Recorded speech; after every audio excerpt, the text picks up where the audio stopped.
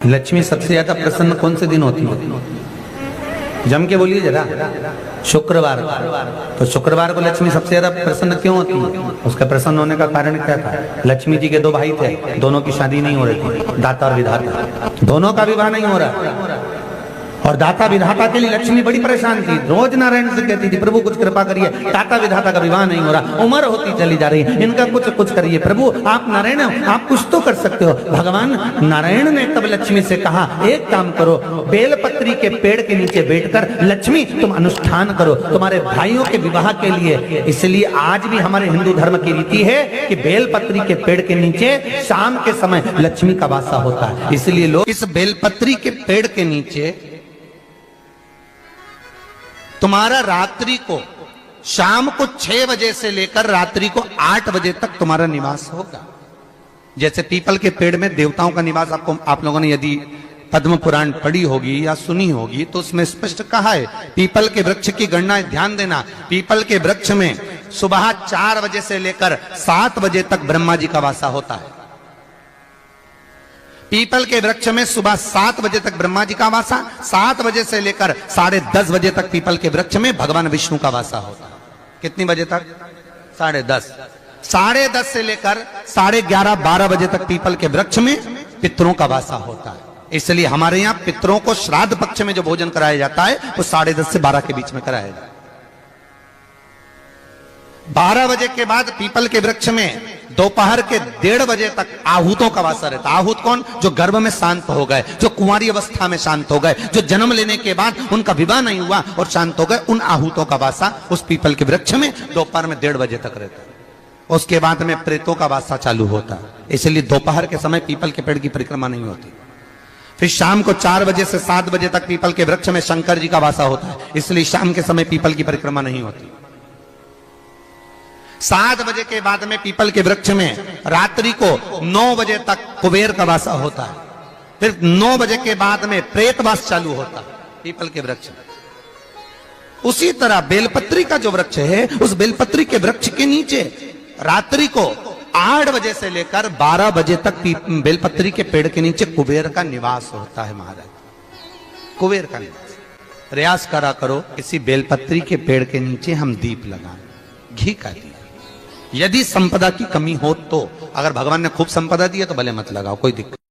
महामृत्युंजय मंत्र का यदि आप जाप करते हो और आपको मालूम पड़ गया कि शरीर में मुझे ये रोग हो गया है, मुझे शुगर हो गया है, मुझे बीपी हो गया है, मेरा ब्लड प्रेशर ऊंचा नीचा रह रहा है, कोई भयंकर रोग, मेरे रिश्तेदार को कोई कैंसर जैसा रोग हो गया, किसी को कोई थायराइड हो गया, किसी को कोई किडनी और लीवर में सूजन हो गई, किसी को कहीं किडनी और लीवर में तकलीफ हो गई, तो शिव महापुराण की कथा कहती है, नवग्रह शिव महापुराण की कथा कहती है कि बेलपत्री के वृक्ष के नीचे महामृत्युंजय मंत्र का जाप जो शुक्रवार की शुक्रवार घी का दिया लगा कर करता है, उसके रोग बाबा देवाधिदेव महादेव समाप्त करते चले जाते हैं। ये संजीवनी मंत्र शुक्रवार के दिन भगवान शंकर को शुक्र को दिया था, इसलिए उसकी प्रधानता है। मेरे चैनल सत्य स्टोरी में आप सभी का स्वागत है।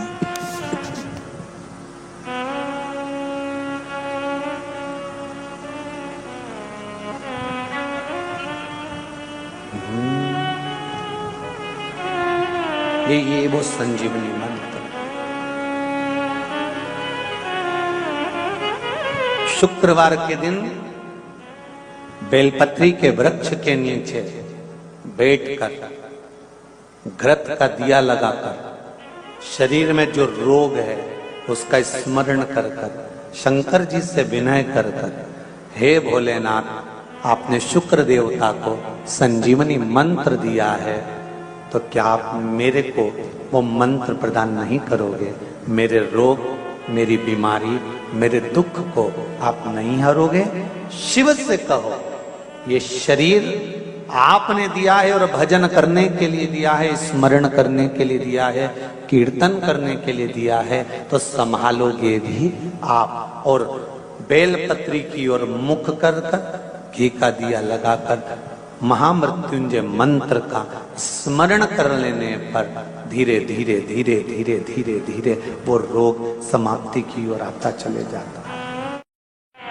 शंकर भगवान को तुलसी नहीं चढ़ती, केवल एक बैकुंठ चतुर्दशी के दिन चढ़ती है, वो भी रात्रि के समय पर 12 से 4 के बीच में। पर शंकर भगवान को तुलसी नहीं चढ़ती। पर पद्म पुराण कहती है कि शंकर भगवान के मंदिर के बाहर जो तुलसी का वृंद लगाया जाता है, शिव जी के मंदिर के बाहर जो तुलसी का पौधा लगा रहता है या लगाया जाता है, उस तुलसी के पौधे में जितनी मंजरियां लगती हैं, उस मंजरियों में जितने दाने लगते हैं, उतने दाने गिन लिए जाएं और उतने समय का बैकुंठ का वास उस मनुष्य को प्राप्त हो जाता है मृत्यु के बाद। इतना विचित्र बात है, शंकर को तुलसी नहीं चढ़ती, पर शंकर के दरवाजे के बाहर शिव के द्वार पर जो तुलसी का पौधा लगा है, किसी ने लगाया है, किसी ने रोपित करा है, उस पौधे में जितनी मंजरियां लगी हैं, उस मंजरियों में जितने दाने लगे हैं, उस दाने जितने हैं उसको काउंट करा जाए, उसके बराबर उतने ही 1000 वर्षों तक उस जीवात्मा को बैकुंठ का वास मिलता है। क्यों? उसकी कथा भी यहां पर वर्णन है। जब भगवान विष्णु सामने शंकर के बैठे थे और भगवान शिव ने जब सत्यनारायण नाम रख दिया था, तब भगवान विष्णु शिव से कहते हैं नारायण। भगवान शंकर से कहते हैं भोलेनाथ, त्रिकालदर्शी, कैलाशी, अविनाशी, हे शिव। मेरे सारे विग्रह के साथ में लक्ष्मी मेरे साथ में। बहुत ध्यान देना महाराज, मैं अगर नारायण रूप में हूं तो लक्ष्मी मेरे साथ में, मैं राम रूप में हूं तो सीता मेरे साथ में, मैं कृष्ण रूप में हूं तो राधा मेरे साथ में, मैं रंगनाथ रूप में हूं तो गोदा मेरे साथ में, मेरे साथ में लक्ष्मी सदा विराजमान है। पर आज आपने मेरा जो सत्यनारायण नाम रखा है, मैं अपना संग किसको ले? तब भगवान शिव ने कहा, आप जब बाहर निकले जो रोपित मिले बस वही आपको समर्पित हो। तुलसी का पौधा रोपित था, उस तुलसी के दल को भगवान नारायण ने अपना संग बनाया। और बहुत ध्यान देना, सत्यनारायण की कथा हो, चाहे भागवत की कथा हो, चाहे विष्णु पुराण की कथा हो, इन सभी कथाओं में सबसे ज्यादा प्रसाद की महत्वता नहीं है जितनी तुलसी के दल की महत्वता। गुरु जी के